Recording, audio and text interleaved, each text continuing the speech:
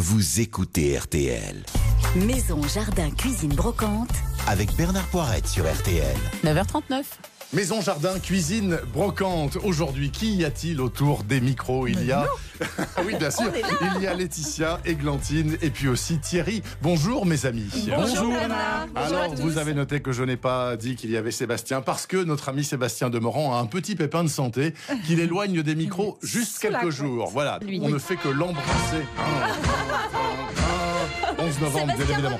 Sébastien, lève-toi de ton lit. Laetitia Nallet, vous voulez nous parler des radiateurs parce qu'il commence vaguement, je dis bien très vaguement, à faire froid par endroits, notamment peut-être chez Thierry dans le Morvan.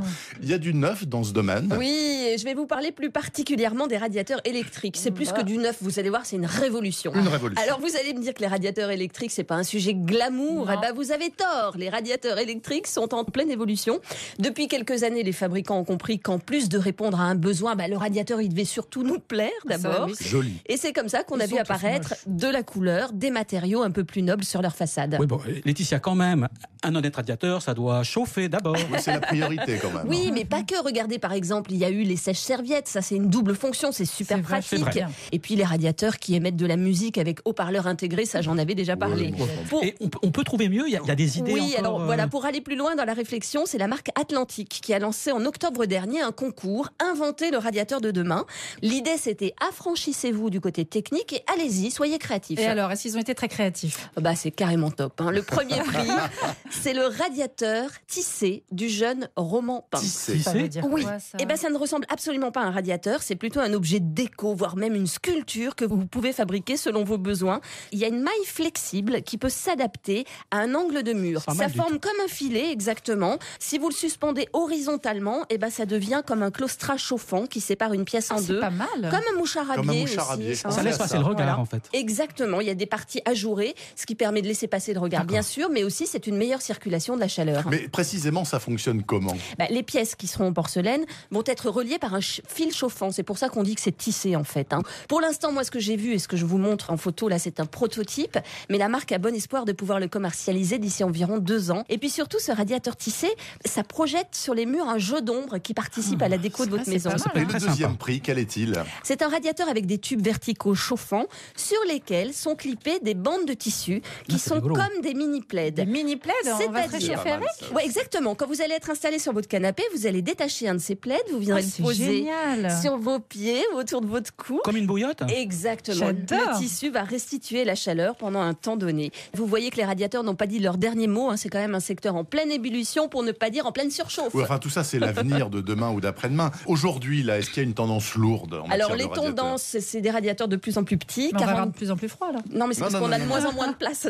45 cm de large, alors que la moyenne, c'est 66. Des profils de plus en plus fins, ce qui donne un aspect plus contemporain, des formes élancées, et surtout les matériaux qui sont de plus en plus nobles. Alors, bien sûr, il y a toujours l'aluminium brossé, l'acier, mais on trouve aussi du marbre, du verre et du corian. C'est un matériau qu'on va thermoformer, c'est-à-dire chauffer pour lui donner toutes les formes que l'on veut. Mais vous en avez déjà vu, on l'utilise beaucoup dans les cuisines, les salles de bain. C'est très solide, ça ressemble à de la pierre, mais en fait, c'est pas froid. C'est très Exact. très doux. Ça, c'est important dans une Mais c'est salle de encore bain. assez cher, je Oui, crois. c'est haut de gamme, voilà. Chez Atlantique, j'ai vu toute une collection de radiateurs en corian, mais c'est juste magnifique. Avec un dessin d'origami sculpté à la main. Oh là là là là, je veux ça, je veux ça. Le radiateur, objet technique donc, qui apporte un confort thermique, devient surtout maintenant un objet de décoration, et ça, c'est intéressant. Ça, c'est dit par Laetitia Nallet. Autre curiosité de ce samedi matin, à part l'absence de Sébastien Demorand, pour la première fois dans l'histoire de la prestation radiophonique d'Églantine Émeillet, elle va nous parler philatélie. Bravo. c'est C'est pour ce le que 11 c'est, novembre, ça doit être pour ça. Non, c'est vrai, je Alors, reconnais que j'ai allez-y. pris mon temps. Alors que c'est une passion quand même qui concerne plusieurs millions de Français, qui se transmet souvent de génération en génération. Il se trouve que ce week-end a lieu un des plus grands salons de philatélistes qui soit, un salon qui a commencé jeudi quand même et qui se poursuit jusque dimanche. C'est à l'espace Champéret à Paris, donc c'est un grand lieu pour une très grande manifestation organisée par le CNEP, la Chambre syndicale des négociants et experts en philatélie. Ça sera l'occasion pour des collectionneurs chevronnés d'échanger avec d'autres, de chercher de nouvelles nouvelle rareté. Et puis pour les novices un peu curieux, comme nous peut-être, de faire de nombreuses découvertes. Voilà. Oui, mais quand on n'y connaît vraiment rien, ce qui est mon cas, vous voyez, on n'est pas un peu perdu quand même. Alors, au contraire, moi je dis, n'hésitez pas à aller y faire un tour, parce que les marchands présents ne demandent pas mieux que de vous initier. Alors ça peut commencer par un petit peu de vocabulaire. Par exemple, est-ce que vous connaissez l'usage de l'odontomètre? Ça Pas fait du penser tout. à podomètre. Ça mesure le nombre de dents? Ça Non. alors, bravo. Je sais pas, j'ai dit au hasard. Eh ben, c'est ça. fort. Le nombre de dents C'est du un timbre. petit appareil qui permet de mesurer la dentelure des timbres. C'est une information hyper importante. Ça permet de différencier deux timbres identiques qui sont édités avec des dentures différentes, sans aucun autre signe distinctif. C'est un objet qu'on doit avoir quand on est Quelle philatéliste. précision! Il y a d'autres objets comme ça que tout Sûrement. philatéliste doit absolument Ah, il y en a avoir. plein. Une Alors, pince à timbre. Moi, une j'en pince ai. à timbre, Pince à bravo. timbre. Il vous faut ça. Vous avez un compte fil alors, une petite loupe. Oui. J'ai aussi. Ah, il faut les regarder vraiment précisément. Il vous faudrait une lampe UV pour déceler les filigranes. Vous savez, le dessin Il qui y en a, apparaît sur certains effectivement. papiers quand on les regarde par transparence. Il faut évidemment un classeur. Ah oui. Et fondamental, à Champéret ce week-end, il y aura 50 négociants français et étrangers qui vous proposent des timbres, mais aussi des lettres, parce que quand on est philatéliste, on collectionne aussi les lettres, et tout le matériel nécessaire pour classer correctement votre collection. Alors, il y a beaucoup de monde, hein, j'imagine, dans ce type de manifestation, parce que la philatélie, c'est extrêmement grand public. hein. C'est très très grand public, on n'attend pas D'ailleurs, moins le de vous. secrétaire général de la rédaction ici à RTL, que je ne citerai pas, à chaque fois qu'il voit un beau timbre sur un courrier Oui, qui arrive, il nous il va demande. voir le. Oui. Il dit hey, tu me gardes le timbre, surtout. Eh ben, il est peut-être en possession d'une fortune petit à petit, l'air de rien.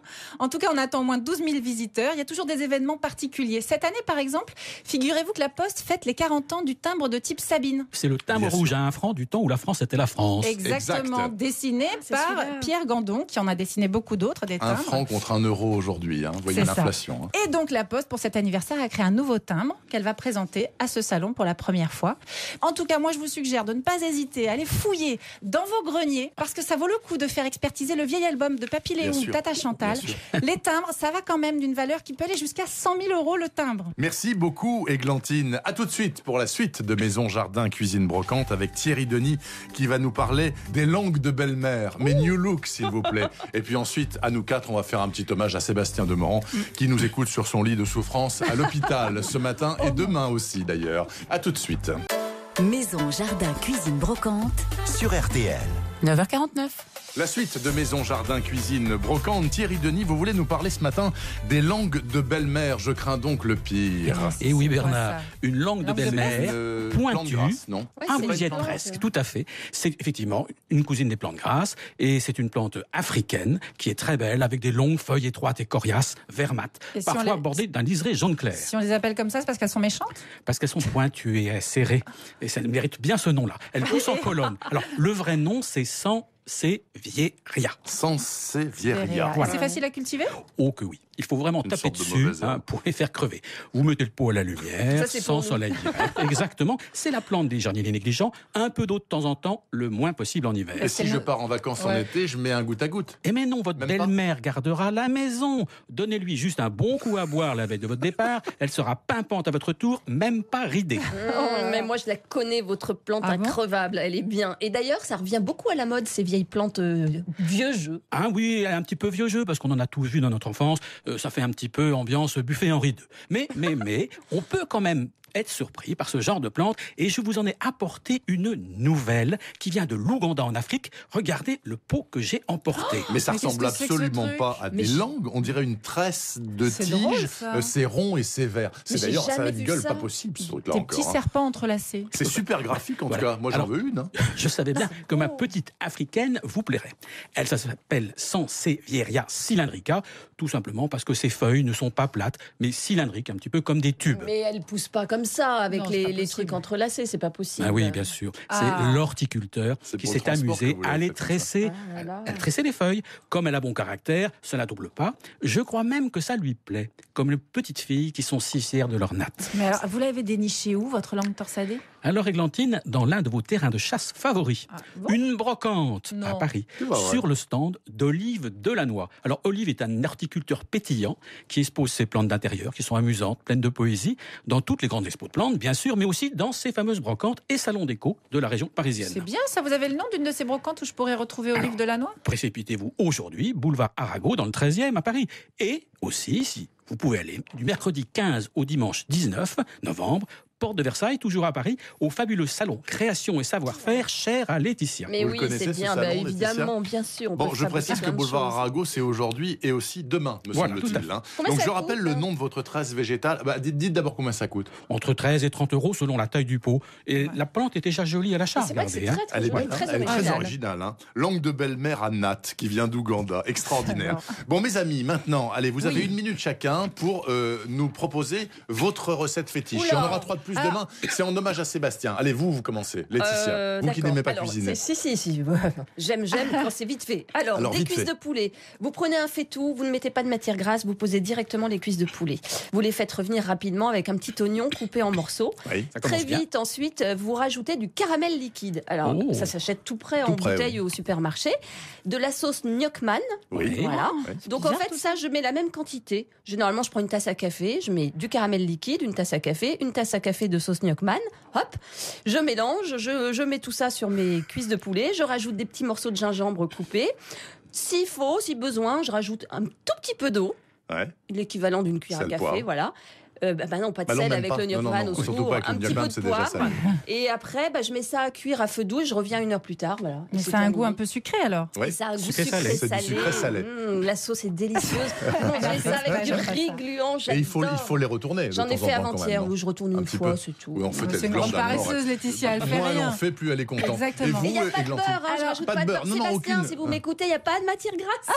Églantine. Alors moi c'est pas une recette fétiche, je voulais juste vous raconter ce que j'ai fait hier soir. Dites. Il se trouve que la semaine dernière dans mon AMAP j'avais plein de légumes, j'ai fait un magnifique pot-au-feu qui était délicieux soit dit en passant, mais j'avais trop de choux, plein de Oui. choux verts, donc j'avais gardé des grosses feuilles de choux verts qui étaient dans une boîte Tupperware. Donc salade de chou vert. Je savais pas quoi en faire et dès que je la sortais à la maison tout le monde faisait Du chou. Et hier finalement j'ai tout simplement mixé ça avec des pommes de terre.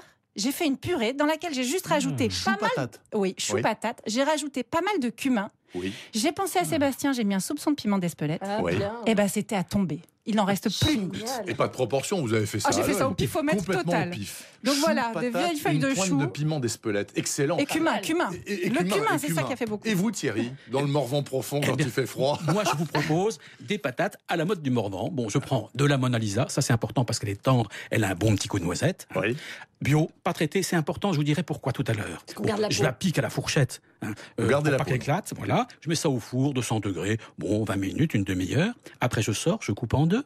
Ouais. Avec ma fourchette, j'évide et je me fais ma petite purée, crème, poivre, avec la patate, mais je garde les 2 moitiés de peau. Oui. Et après, là, c'est le nana du nana. Je prends chaque moitié, je bourre ça de crème et je croque le tout. Et alors, la peau cuite au four, c'est délicieux. D'accord, donc la peau craquante, bien Voilà. chaude, avec de la crème fraîche Ouais, dedans. plein. D'accord, comme ça. Voilà. Plein, il dit plein. C'est pour ça que vous êtes dans cet état, en fait. Voilà. D'accord, je Alors, il faut comprends qu'elle mieux. soit bio parce que sinon, la peau est mauvaise. Écoutez, merci beaucoup, mes amis. Sébastien, j'espère que tu nous écoutes. Il y en Il est aura 3 de atterré. plus On demain, t'embrasse, sans on faute. t'embrasse. Merci beaucoup, on t'embrasse, Sébastien. À demain, mes amis.